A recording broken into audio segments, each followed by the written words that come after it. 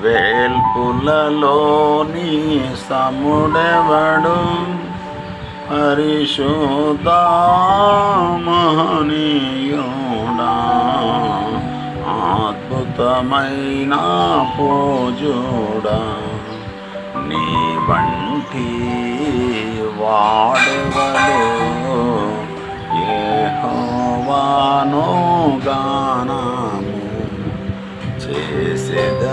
సమస్త సృష్టిలోనూ దేవతలలోనూ దేవుని వంటి వారు ఎవ్వరూ లేరు.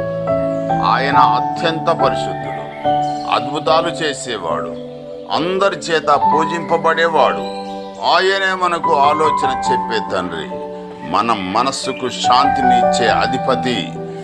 నీవైనా నేనైనా మొక్కవోని భక్తితో దేవుని యొక్క గొప్పతనాన్ని కొనియాడాలి ప్రతి దినము.